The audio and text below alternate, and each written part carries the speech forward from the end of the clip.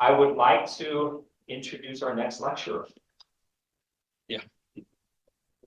Okay, this is Dr. Barry Stults from the University of Utah Hypertension Management.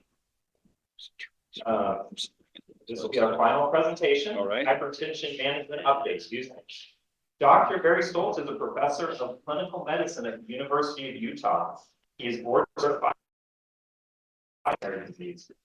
From 1998 to 2017, he was chief of the Division of General Internal Medicine. There you go. From 2015 to the present, he's the director of a hypertension clinic in the Cardiovascular Center at the University of Utah Medical Center. And from 2015 to 2023, was consultant for hypertension to the Department of Health and Human Services This is for forward. the state of Utah. And this is his the trip here yeah, to pointer. People online can't see it, but Yep. Once here for us at Winter Clinics and 3 times for the Boise VA's Hinson Winter Conference. The last time he was here was 2017. We're glad we got him back. He always enjoys his trips here, although he has never skied, perhaps because skiing's so great in Utah. But let's welcome back to Idaho, Dr. Barry Stults. Well, thank you. I'm delighted to have the opportunity to speak today. I don't have any financial disclosures, but I sure as hell wish I did. Well, the World Hypertension League has said that hypertension is a global crisis with pandemic proportions because 1.3 billion persons worldwide currently have a blood pressure 140/90 or higher. And hypertension is the leading cause of both global mortality and disability, responsible for 10.8 million deaths per year. And that translates to 1,000 deaths per day in the United States, where it reduces lifespan by an average of 5 years and is responsible for 218 million disability adjusted life years. Now, blood pressure lowering clearly reduces cardiovascular and total mortality. Yet worldwide, only 42% of patients are treated and only 22% are controlled below 140/90. But the question is, how should we actually define hypertension? Epidemiologic studies with more than 1 million patients show that beginning at a systolic blood pressure of just 115 millimeters of mercury, not 140, every 2 millimeter increase in systolic blood pressure thereafter increases stroke death by 10% and myocardial infarction death by 7%. Perhaps the best definition, I think, comes from the European Societies of Cardiology and Hypertension, that hypertension is that level of blood pressure at which the benefits of treatment unequivocally outweigh the risks of treatment as documented by clinical trials. But exactly what is that level of blood pressure? What is the threshold blood pressure at which we ought to initiate treatment? And what is the target blood pressure for that therapy? Well, the clear-cut benefits of lowering blood pressure are obvious. The Blood Pressure Lowering Treatment Trialist Collaboration 2021 Individual Patient Meta-Analysis, which is considered the gold standard, 48 randomized trials with nearly 345,000 patients, found that if we lowered systolic blood pressure by just 5 millimeters of mercury for just 4.2 years, both in patients with and without cardiovascular disease, we reduce major cardiovascular events, stroke, heart failure, atherosclerotic cardiovascular disease, and cardiovascular death by an average 10%. And if we lower systolic pressure by 15 millimeters of mercury, we reduce major cardiovascular disease events by 20%. Well, this same meta-analysis found that blood pressure lowering was beneficial irrespective of what your baseline pressure was. Whether your baseline pressure was over 170, or if it was 120 to 170, or even if it was below 120, a 5 millimeter reduction for 4 years, a 10% cardiovascular disease reduction. Well, other meta-analyses have found that we reduce dementia. This meta-analysis of 5 randomized trials with 28,000 patients found that lowering systolic pressure by 10 millimeters of mercury from 156 to 146 reduced incident dementia 13%, 13%. The SPRINT randomized clinical trial, 9,361 patients, and we were a major player at the University of Utah in SPRINT, found that lowering systolic blood pressure by 13 millimeters of mercury from 135 to 122 over 5.1 years reduced incident mild cognitive impairment by 19%. Well, based on these meta-analyses in the SPRINT trial, the American College of Cardiology and the American Heart Association in 2017, and again in 2021, lowered blood pressure goals. Now, for all patients, it's clear that the threshold blood pressure to initiate pharmacologic therapy should, according to them, not be higher than, it should be no higher than 140 over 90, and the target blood pressure below 130 over 80. But for patients at higher cardiovascular risk, and that's defined as a 10% 10-year cardiovascular disease risk calculated by the pooled cohort equation, or cardiovascular disease, chronic kidney disease, or diabetes, or age 65 and older and ambulatory in the community, the threshold to initiate therapy is 130 over 80, and the target's below 130 over 80.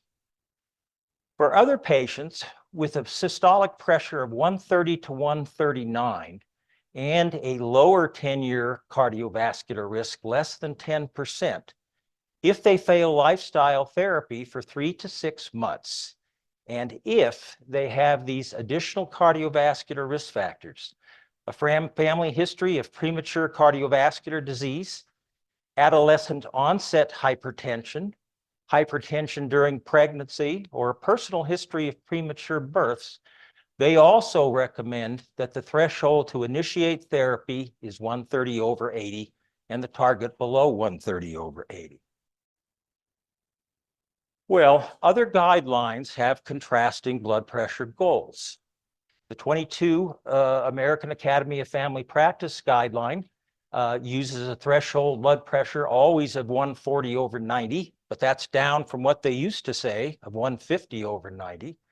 The new European guidelines also use thresholds of 140 over 90 to initiate therapy for most patients, but for very old and frail patients, they use thresholds of 150 and even 160 to initiate therapy.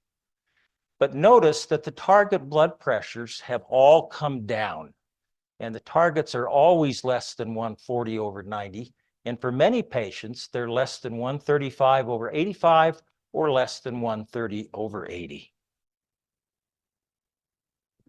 Well, the new kidney guidelines in the United States in 2021 and again in 2023 have gone even lower. The threshold in chronic kidney disease patients with a GFR less than 60 or albuminuria, 120 over 80, and a goal below 120 over 80, although they are a little more conservative with renal transplant patients. The new diabetes guidelines, both in the United States and in Europe, threshold blood pressure for therapy, 130 over 80, target below 130 over 80. Well, I think most of us would rather have a little bit more personalized target blood pressure for many of our patients. And so I think that we might indeed like go back, here it is. I think we might indeed like, well, hit the right thing again here. I think we might indeed like a lower target systolic blood pressure, 110 to 130 and less than 80, for those patients that are younger with a longer lifespan, or cardiovascular disease, or high cardiovascular risk, or kidney disease, or diabetes, especially if it's patient preference to reduce their risk further, and they are tolerant of those lower target pressures.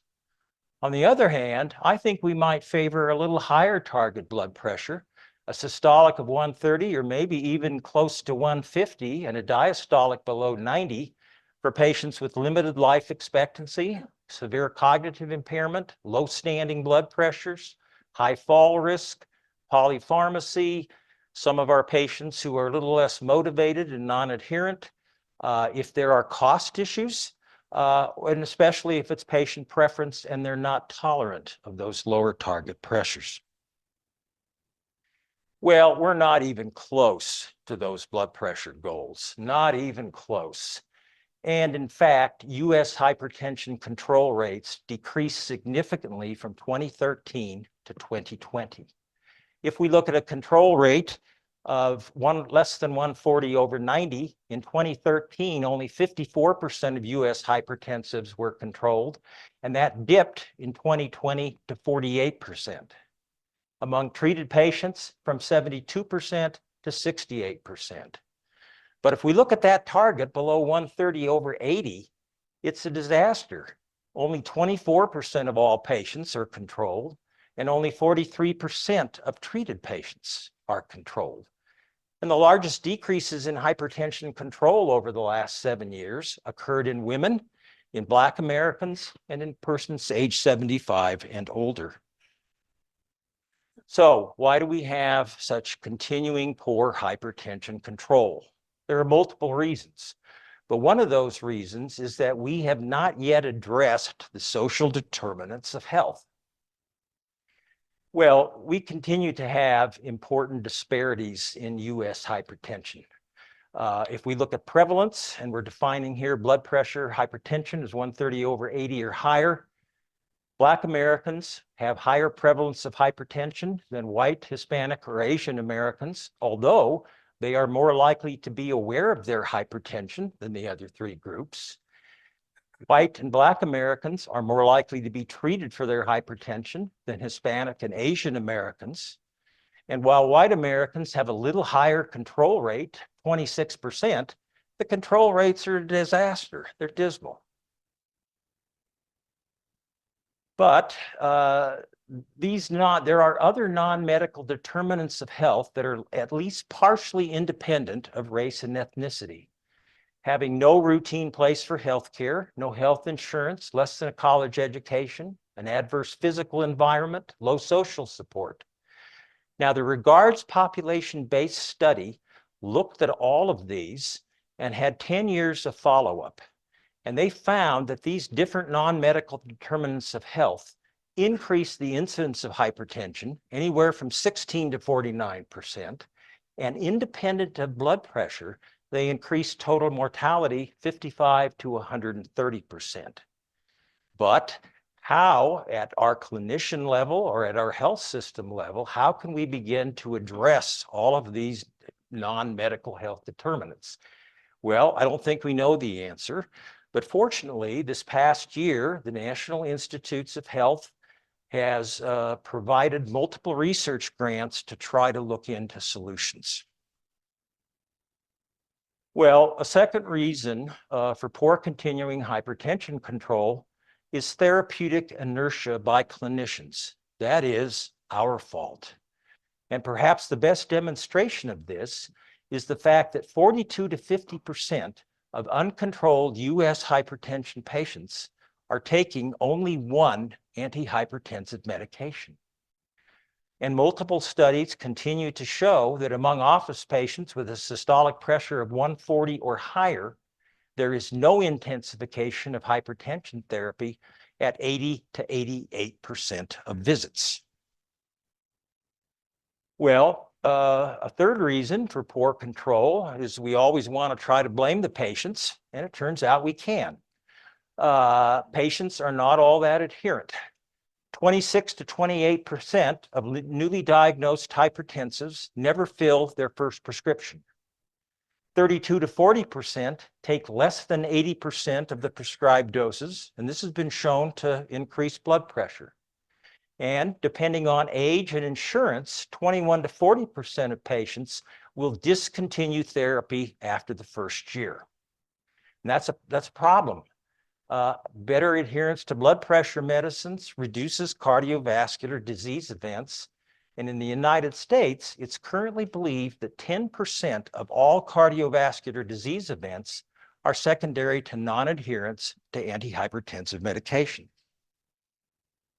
Well, the other reason we continue to have poor hypertension control is as clinicians, we have not done as good a job as we might implementing office best practices. And let's look at some of those. And let's begin looking at accurate blood pressure measurement, both in the office and out of the office.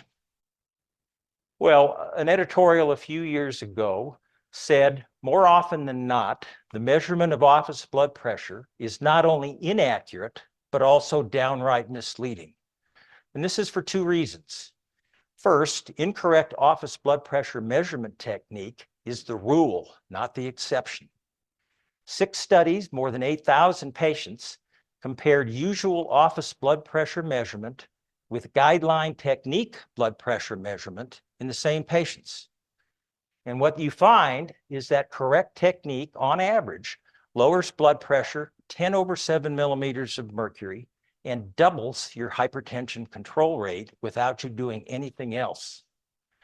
But the second reason is that white coat blood pressure elevation is highly prevalent. 15 to 30% of patients with an office pressure of 140/90, 40 to 50% of patients with an office systolic pressure of 140/159, and even 10% of patients with an office systolic pressure over 180. Multiple studies now show that inaccurate office hypertension diagnosis occurs in anywhere from 20 to 65% of patients. Well, how can we improve office screening for hypertension? The first step is to increase accuracy by using only validated oscillometric devices, no more manual blood pressure measurements, none. You can get a list of those validated devices at the AMA website, www.validatebloodpressure.org. But the preferred devices are these. They take and automatically average 3 blood pressures in a row at 30 to 60-second intervals. There's only 3 validated devices that do that, and they are listed here. The second step is we need to try to reduce the prevalence of white coat hypertension in our clinics. And how can we do that? We do it by what is termed UAOBP, unattended automated office blood pressure measurement, using one of these 3 devices, where the patient's blood pressure is measured with them entirely alone in the exam room, not using their cell phone. UAOBP has been shown to be almost identical to daytime ambulatory blood pressure on a 24-hour monitoring study and to carefully measured home blood pressures. UAOBP reduces white coat blood pressure elevation by about 80%. It is now considered the optimal approach to measure office blood pressure by the American Heart Association as of 2019 and by Hypertension Canada. Well, this is how we use unattended automated office blood pressure measurement in our practice. We try to get an initial high-quality observed automated blood pressure measurement. If that blood pressure, that initial blood pressure is at goal, if it's below 130/80, if that's what we're using, if it's below 140/90, if that's what we're using, we are done.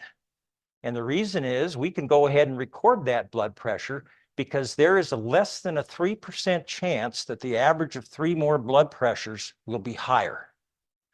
On the other hand, if we are above goal, whichever goal we're going to use, those patients should all have unattended automated office blood pressure measurement. You don't need to have a 5-minute rest period. You could have 30 seconds between those readings, but the patient has to be alone without the cell phone. Your MA can go about other duties, and that's what our MAs do during that 3 to 4 minute period. Then, if the unattended pressure is 130/80 or higher, if you're using the 130/80 goal, Or if it's 135/85 or higher, if you're using the 140/90, all of these patients then need some form of out-of-office blood pressure measurement. Well, the United States Preventive Services Task Force guideline in 2021 stated ambulatory blood pressure monitoring and home blood pressure monitoring with validated and accurate devices should be used outside of a clinical setting to confirm a diagnosis of hypertension before starting treatment. And that was a level A recommendation because it detects both white coat and the opposite phenomena, masked hypertension, and it provides superior cardiovascular prediction compared to office measurements. Well, 24-hour ambulatory monitoring is what I use to make the initial diagnosis of hypertension, and then subsequently, I use home blood pressure monitoring. We're going to talk about appropriate cuff sizes, which frequently are not used. 24-hour monitoring should be accomplished on a workday if it's at all feasible. And as we're going to see, we have to understand that there are different thresholds of blood pressure used for ambulatory monitoring and home blood pressure monitoring than for office monitoring to make that hypertension diagnosis, and we'll show you those. Well, fortunately, a few years back, CMS now covers the cost of 24-hour monitoring. You can get one 24-hour monitor study a year if patients have suspected white coat hypertension, or even if they have suspected masked hypertension, where the office pressures are high normal and the out-of-office pressures are high, if patients meet the criteria listed here. Don't write down resistant hypertension as the reason, because it won't be covered. Well, ambulatory monitoring is not always easily available to everybody. But home blood pressure monitoring, self-blood pressure monitoring, has a number of evidence-based advantages.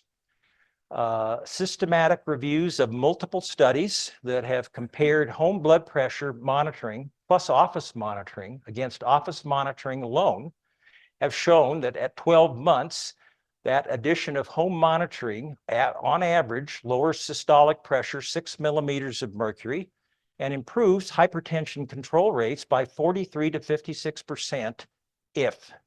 And the if is that you have regular one-to-one communication between the patient and the clinic about those blood pressures, and that you systematically intensify those medication doses based on the home readings. The home blood pressure measurement has also been shown to improve adherence to medications by an absolute 18%, and economic studies have found it to be cost-effective. But self-blood pressure monitoring, home monitoring, has some really important challenges. There are some patient issues. The first one is cost.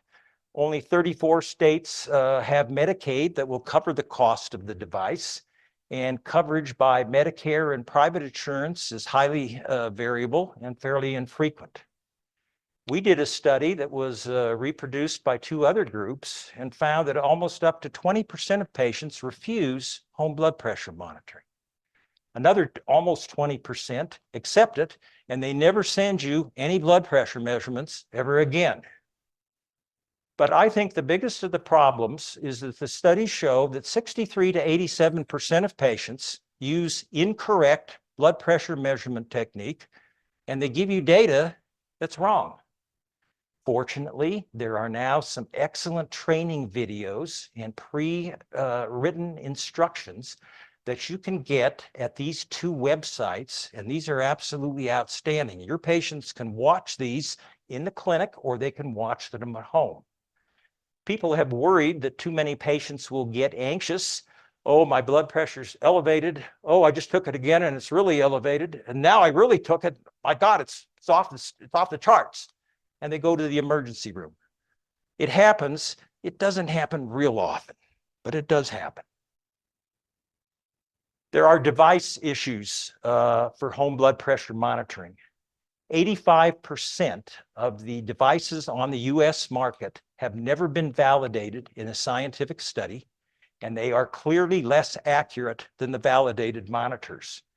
You can get lists of validated home monitors at that AMA website or internationally at the STRIDE website. But even validated devices frequently become inaccurate after 4 years of use. Correct cuff size is something that we have too often ignored, and we'll talk about that. And it's important to know how to check the accuracy of the cuff in the office. Well, correct cuff size turns out to be a bigger dilemma than we might have thought. The only way to select correct cuff size is to measure the mid-arm circumference halfway between the chromion and the electron. It doesn't take much time. The AHA lists the different mid-arm circumference groups here, and they have termed this one as small adult, this one as adult, large adult, and extra large adult. But notice that while 6% of American hypertensives need a small adult cuff, 51% need an adult or regular cuff, 43% of American hypertensives now need either a large adult or an extra large adult cuff. And that's the obesity epidemic. Well, correct cuff size matters, and it matters a lot. This is a nice crossover randomized clinical trial in 195 adults that was published 2 months ago. If the correct cuff size is a small cuff, and you instead use a large cuff or a regular cuff, you're going to seriously underestimate systolic blood pressure by 4 to 8 millimeters of mercury. If a regular cuff is the correct cuff, and you instead use a large cuff, you're going to underestimate systolic pressure by 5 millimeters of mercury, or if you use a small, you're going to overestimate by 3.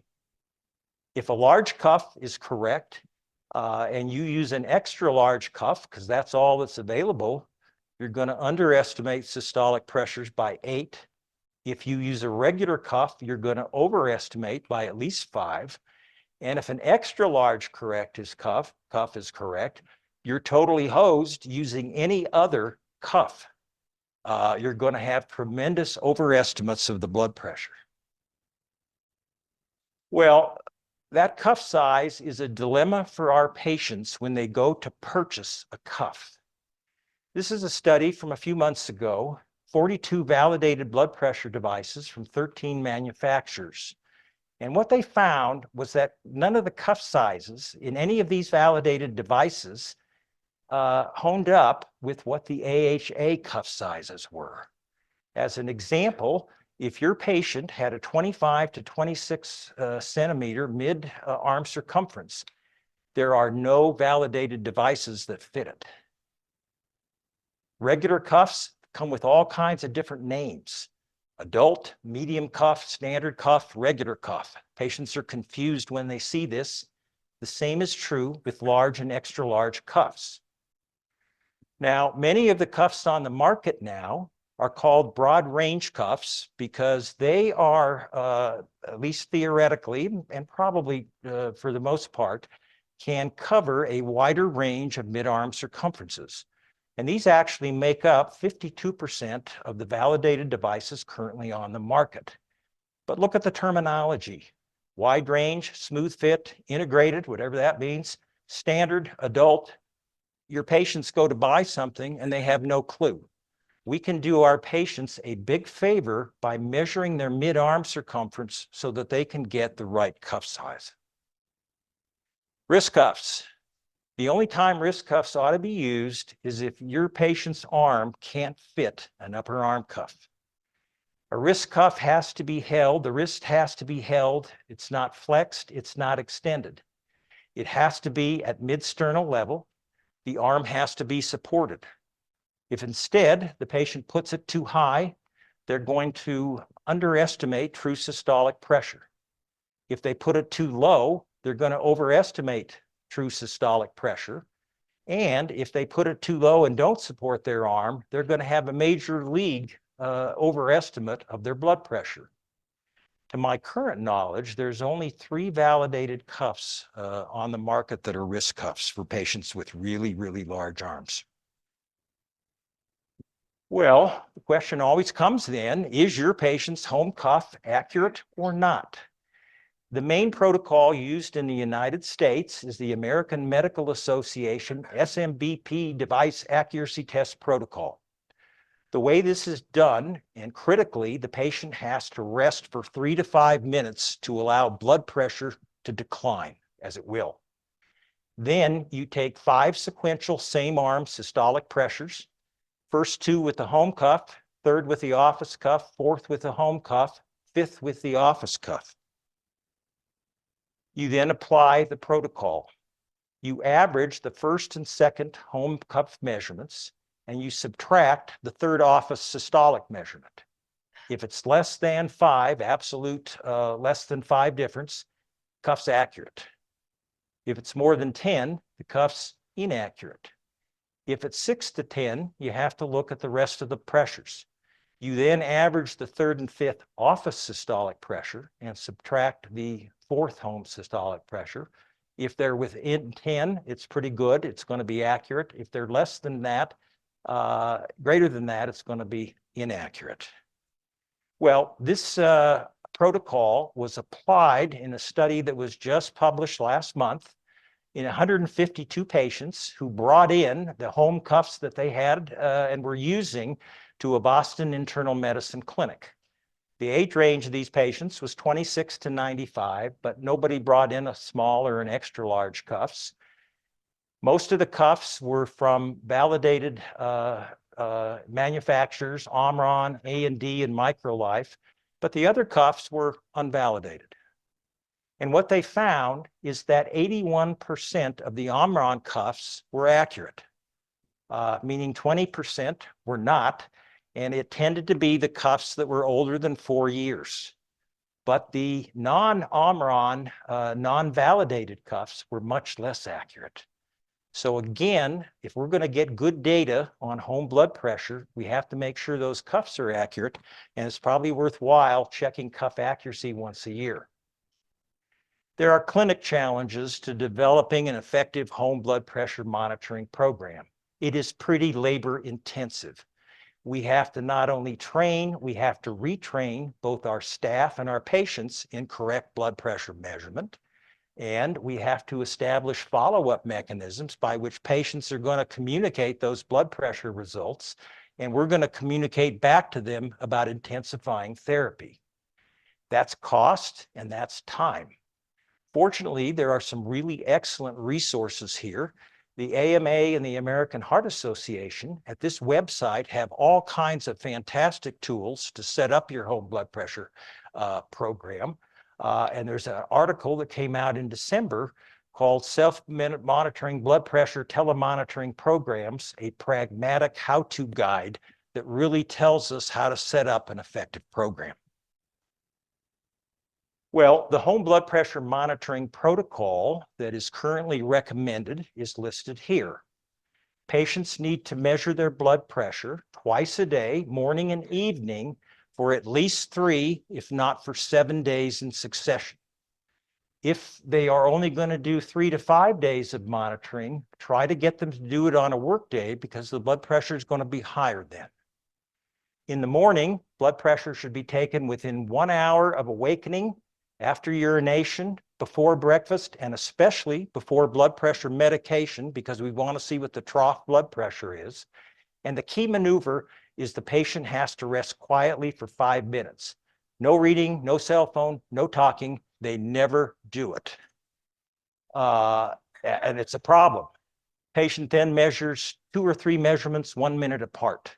Evening, exact same protocol. Before any evening blood pressure medications, resting quietly, same stuff. You can do it before bed. You can do it before supper. I find before bed, the patients are more likely to do it. If you are trying to diagnose hypertension or you're following up a treatment change, you need a minimum of 12 to 28 readings to control for blood pressure variability, which bounces up and down. If instead your patient's blood pressure is controlled and you're just following up, you could do the same approach every 3 to 7 days of monitoring, every 3 months or whatever. Or if your patient needs a little more push, You can have them measuring their pressure once a week or twice a month, whatever. But remember, goal home blood pressure is less than 130/80, regardless of what that office goal for you is. If you find discrepancies between home and clinic pressures that are persistent, that's when you want to add in a 24-hour monitor study as the final arbiter. Well, there are some new billing codes that you can charge for home blood pressure monitoring. There's a one-time code if your MA either educates the patient about home monitoring or checks device accuracy. There is another once-a-month code that you can bill if you receive and evaluate at least 12 home blood pressure monitorings, and you then document that you changed the medications or that you diagnosed white coat or masked hypertension. So you can get a little bit of reimbursement. Well, it is very important to know the different threshold blood pressures used to diagnose hypertension with an observed office pressure, with an unobserved automated office blood pressure, and with out-of-office monitoring. And those numbers vary according to whether you're using a 130/80 goal or whether you're using a 140/90 goal. But all of the blood pressures listed here carry an equivalent 10-year cardiovascular disease risk, and that's how they were established. But it's important to know those. Well, another way to improve hypertension control rates is to optimize pharmacologic therapy. This is the guideline approach that the ACC-AHA guideline has recommended. If your pressure is 130 to 139, and your 10-year cardiovascular risk is 10% or higher, or if it's less than 10% and you meet those special risk factors, initial one-drug monotherapy is recommended. Multiple studies consistently show that in African American patients on one-drug therapy, a calcium channel blocker or diuretic results in a bigger blood pressure reduction than an ACE or an ARB. And the same is true in non-African American patients who are older, over age 55 to 65. You get a better blood pressure reduction as monotherapy with that diuretic or calcium blocker. The opposite is true in younger non-African American patients. Now, the differences disappear according to race and age when you're using two drug combinations. Remember that beta blockers should not be used for antihypertensive therapy unless there is a specific indication of ischemic heart disease or systolic heart failure. Beta blockers do not reduce stroke to the same extent as the other four major drug classes do. But perhaps the most important change that is suggested by this guideline is for all patients 150/90 or higher, but probably almost all patients 140 and higher, is to start out not with one drug, but instead to start out with initial low-dose two-drug therapy. The best for high cardiovascular risk patients is to use an ACE or an ARB in combination with a calcium blocker. Same is true for patients who have gout, but for other patients, an ACE or an ARB with a diuretic is a fine combination. Probably we should be a little more cautious and use only monotherapy when we have those really old patients and those really frail patients, or if we have been finding or the patients are telling us my blood pressure is low sometime, we may just start out with one drug. So why should we be using initial low-dose two-drug therapy? The first reason is 75% or more of hypertension patients need at least two drugs to lower their pressure below 140/90, let alone below 130/80. And you get greater blood pressure lowering with multiple drugs at low doses than you do with a maximal one-drug therapy. These dose response studies that are listed here have found that the standard dose of any antihypertensive drug, on average in more than 100 patients, lowers blood pressure by about 10/5 millimeters of mercury. If you double to the maximal dose, you only get another 2/2 millimeter reduction in pressure.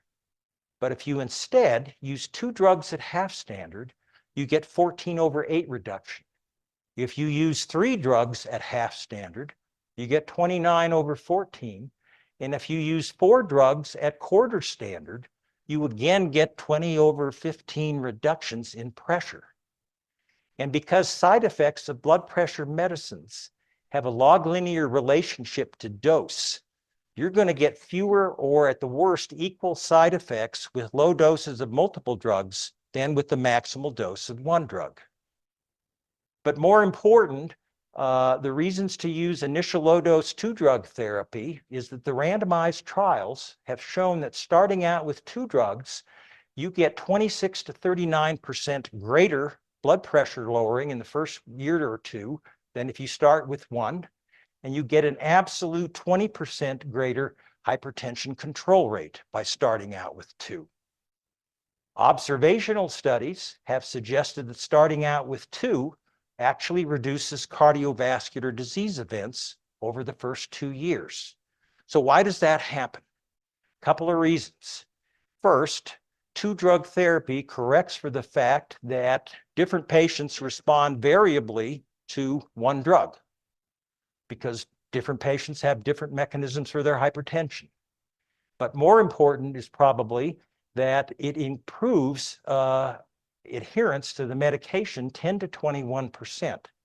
Patients get better initial blood pressure lowering. They see that. They then have fewer drug titrations and fewer visits. But for me, the most likely reason for the improvements here is it decreases clinician inertia. I showed you early that 50% of US uncontrolled hypertension patients are only on 1 drug. Here you're starting them on 2. You're halfway there. Well, ideally, we would prefer single pill combinations for those 2 drugs as opposed to their free equivalent combinations at the same dose. Single pill combinations lower blood pressure a little bit better, and they clearly improve adherence as opposed to taking 2 pills. But the single pill combinations have some limitations. They tend to be more expensive, and insurance coverage is quite variable for these. Now, there are some exceptions. Lisinopril hydrochlorothiazide, valsartan hydrochlorothiazide, and olmesartan amlodipine are pretty inexpensive. Another problem is that a lot of the combinations that we would like are not available. I like chlorthalidone. I also like indapamide. But chlorthalidone comes only combined with azolsartan. It's too expensive. I don't like beta blockers, and it comes with those. Indapamide in the United States doesn't come with any combinations. Another limitation is that the hydrochlorothiazide doses are less than or equal to 25 milligrams in these combo pills. We often need 50 milligrams. 2 3-drug combinations. This is very different than you find in Western Europe. And single pill combinations are infrequently used in the United States, 14 to 23% of patients.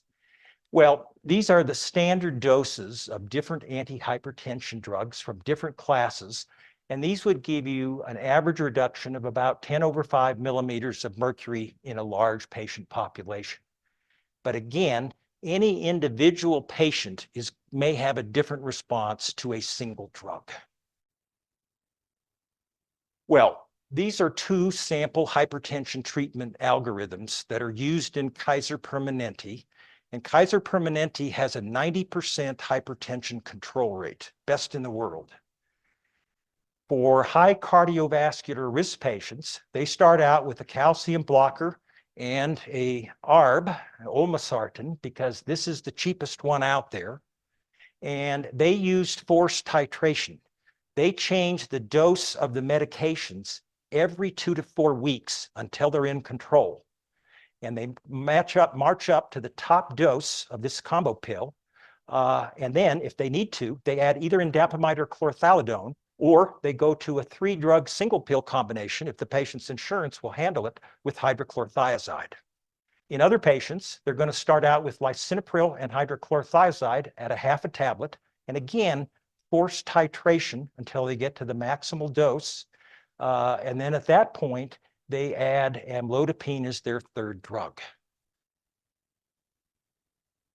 All right, I like chlorthalidone and I like indapamide. They are both long-acting thiazide-like diuretics, and I like them better than the short-acting hydrochlorothiazide. And the reason for that is in randomized clinical trials, cardiovascular reductions were proven with chlorthalidone at doses of 25 milligrams and higher, and also proven with hydrochlorothiazide at doses of 50 milligrams and higher, but never proven with lower doses of hydrochlorothiazide. The other reason I like chlorthalidone and indapamide is that they give a greater blood pressure reduction as shown in randomized clinical trials using both 24-hour ambulatory monitoring and office blood pressure measurements. Chlorthalidone at a 25 milligram dose or indapamide at a 2.5 milligram dose give about a 4 to 6 greater millimeter of mercury reduction more than 25 or even 50 milligrams of hydrochlorothiazide. Now, there is a little bit more hypokalemia and a little bit more hyponatremia with chlorthalidone than hydrochlorothiazide, but not with indapamide. All of the major guidelines currently favor using chlorthalidone over hydrochlorothiazide. But some controversy was added to this in the past year. And this is the diuretic comparison project that was done in the Veterans Hospital Administration, a pragmatic open label randomized trial. 13,500 patients, mean age 72. But look, the mean systolic blood pressure on trial entry was 139 millimeters of mercury. These patients were controlled if you're using 140 over 90 and close to it if you were using 130. They randomized the patients either to 12.5 to 25 milligrams of chlorthalidone or 25 to 50 milligrams of hydrochlorothiazide and followed the patients 2.4 years. But note, 95% of patients at the end of the trial were taking just 12.5 milligrams of chlorthalidone or just 25 milligrams of hydrochlorothiazide. Well, this trial, there was no difference in cardiovascular events between the two medications. There was no difference in the final blood pressure. But for me, this trial doesn't answer the question that I want to know, and I think I know the answer to. How does 25 milligrams of chlorthalidone or 2.5 milligrams of indapamide compare to 50 milligrams of hydrochlorothiazide in patients with uncontrolled hypertension? All right, we're going to finish up in a few minutes here, but we're going to look at a very new concept and a very important concept, and that is, does primary aldosteronism now constitute a public health emergency, as many hypertension experts are believing in the last several years? Well, we've known for a long time that primary aldosteronism has increased morbidity and mortality compared to primary hypertension at the same level of blood pressure, because aldosterone in the setting of sodium excess is a cardiometabolic toxin. Meta-analysis of 31 studies, they compared 38 PA patients with 9284 primary hypertension patients, and they were matched for blood pressure, age, and sex, and followed for 8.5 years from the time of hypertension diagnosis.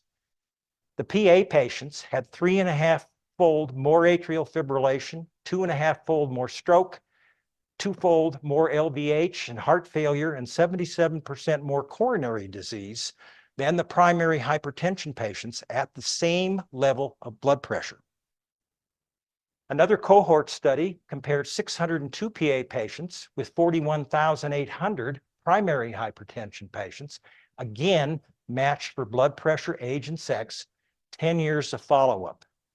Primary aldosteronism patients had 34% higher incident mortality and, interestingly, 26% more diabetes. Another study called the CRIC study followed 3,680 chronic kidney disease patients for 10 years.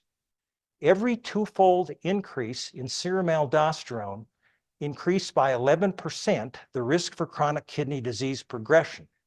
And in the highest quartile of serum aldosterone in this study, there was a 45% increase in the risk of progression.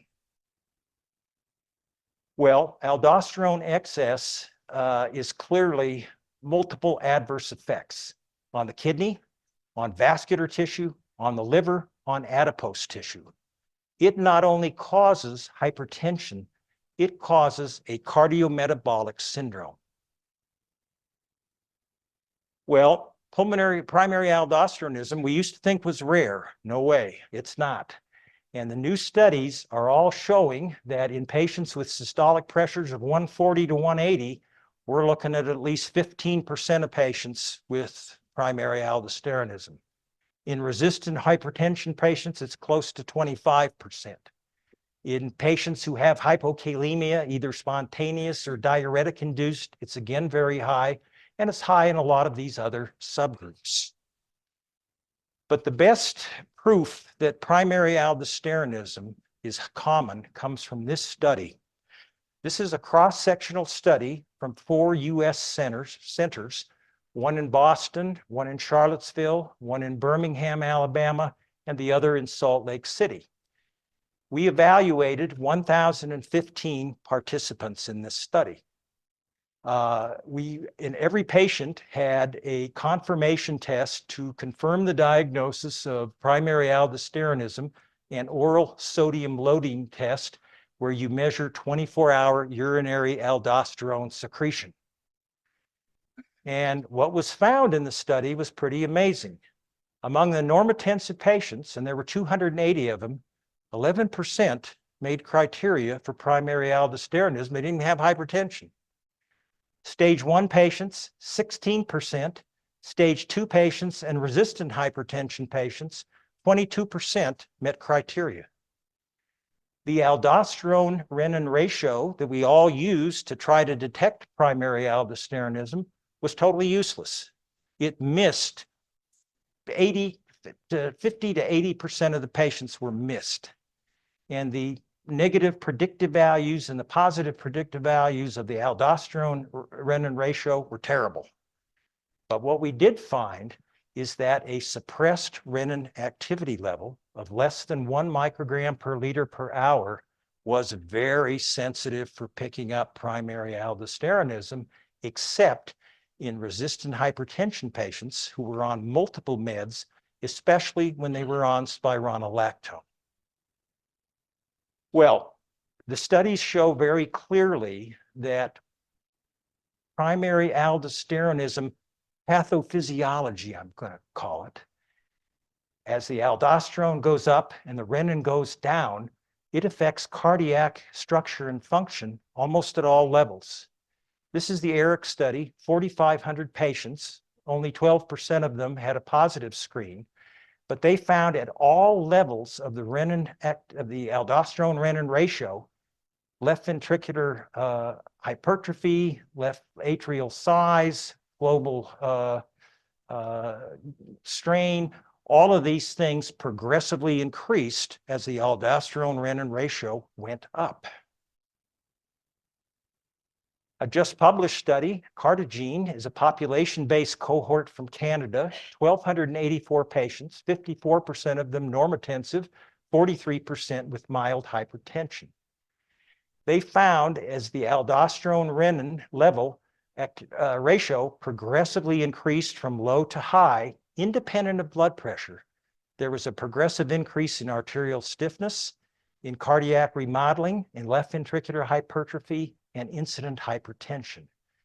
That is, primary aldosteronism actually has a continuum of severity from normotension into hypertension.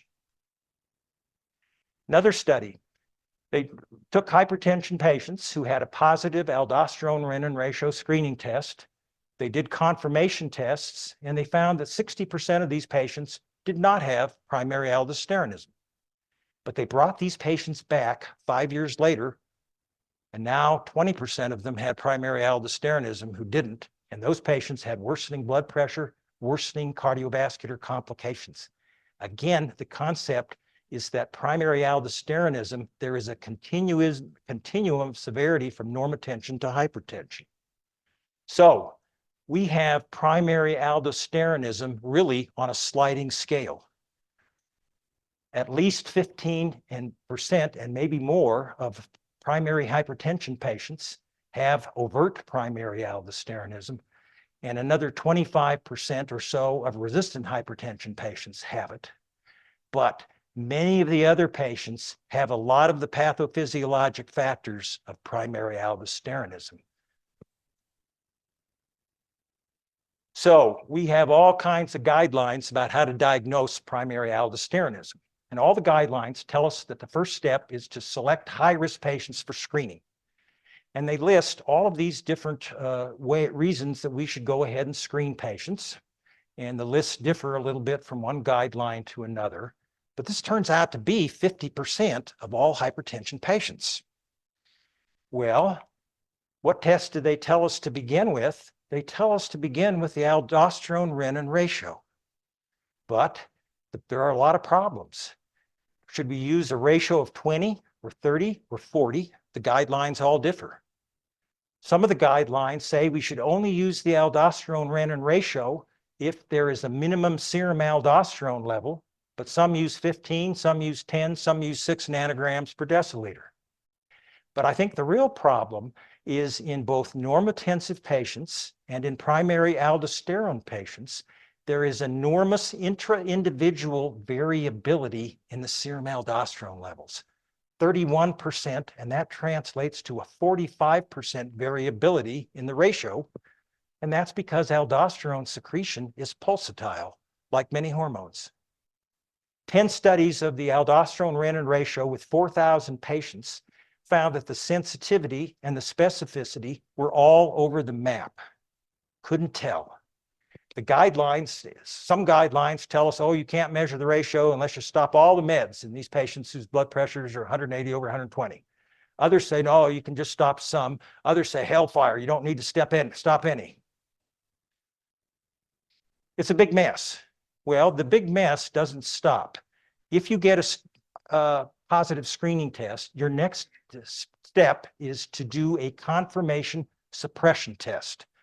You try to decrease either serum or urine aldosterone below some threshold to prove that this is not primary aldosteronism. But there's problems. There are 3 suppression tests out there. The different guidelines use all different suppression tests, and they use all different criteria for those tests.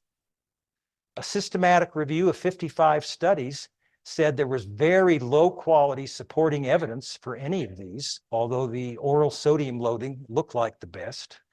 And all of these were missing a lot of cases. Well, you're not done with problems. If the confirmation suppression test says, no, the patient actually didn't suppress and they've got primary aldosteronism, you then have to phenotype the patient. Do they have unilateral aldosterone production and are a surgical candidate, or do they have bilateral production? Well, CT scans don't work. There are many adrenal nodules that aren't making any aldosterone, and there are undetected unilateral micronodules that are making a boatload. So the only way that you can prove unilateral versus bilateral is an adrenal vein catheterization. This is a big deal. You've got to have a really skilled interventional radiologist. If primary aldosteronism is this common, think of the expense of all this. If these guys don't even agree on the techniques and the results interpretation. So it's no surprise that screening rates for primary aldosteronism in the United States are incredibly low. While they're supposed to be 50%, you can see even in hypertension and hypokalemia patients, only 1.6 to 2.7% are screened. Resistant hypertension, 1.6 to 4.2%. And in a study from Michigan, where they screened for any of those reasons, only 3.4% were screened. Why is that? Well, a big reason is that I think many of us, until just recently, have been unaware of the high prevalence of primary aldosteronism. But just as big a reason is this is an enormous diagnostic hassle for primary care. What about treatment? Well, 30% of patients or less, and it's probably less, have unilateral secretion. The treatment is adrenalectomy. It can be done laparoscopically. 35% cure rate, 50% clinical improvement. It works pretty good, and it might be better than medical therapy for these patients. But most patients, probably 70 to 80%, have bilateral secretion, and the therapy is spironolactone and sodium restriction. But there are two goals that you have to meet. Not only do you have to control the blood pressure level, you have to increase the renin activity level above 1.0, because that tells us that the mineralocorticoid receptor is no longer activated. And these patients will then have a similar prognosis to primary hypertension patients. Well, what the heck can a busy primary care clinician do?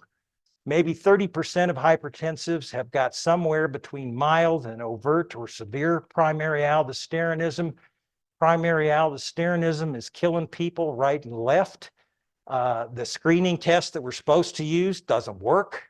The guideline diagnostic evaluation is very complicated and enormously expensive if we're going to do all these primary aldo patients. So right now in the United States, less than 1% of patients with primary aldosteronism are detected, diagnosed, and treated. All the other 99% are having bad complications. But is there a simpler diagnostic approach for the short term until we get better diagnostic tests? Yes, there is. And it is based on a study done long ago in Germany in 1980. They took 98 patients with primary hypertension. They took 16 patients with confirmed primary aldosteronism, and it was confirmed by the best test, which is that 24-hour sodium loading test, 24-hour urine. And then they treated all of these patients with spironolactone, 25 milligrams a day for 4 weeks. In the patients with a normal urinary aldosterone excretion, less than 6 micrograms per day, and everybody would agree that's normal, systolic blood pressure dropped 9 millimeters of mercury, just what we would expect for the standard dose of any antihypertensive.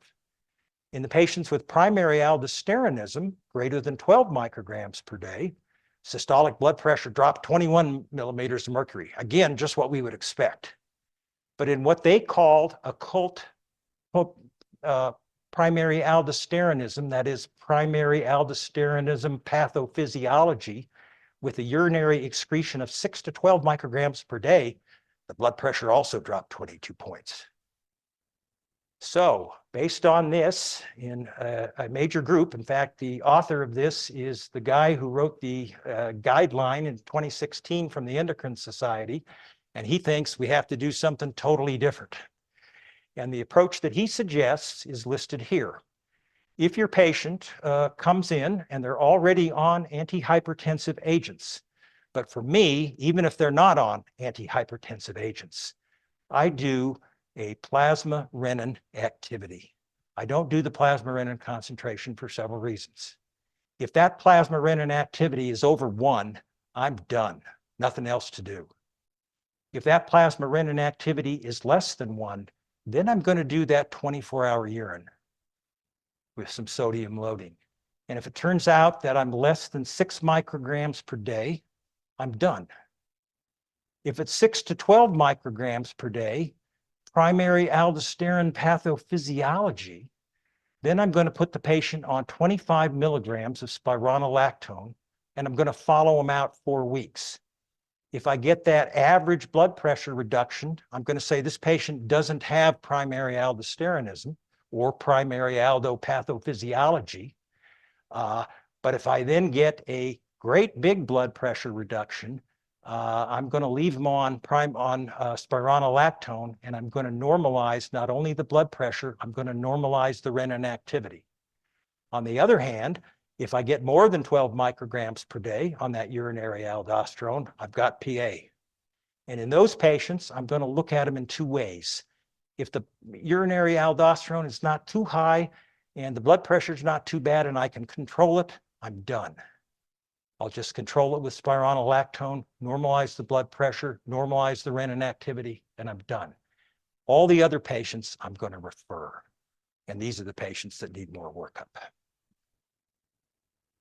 So the future for this, we're hoping that we're going to get some non-invasive imaging, molecular imaging, that will allow us to distinguish unilateral from bilateral PA, so we don't have to think about adrenal vein caths.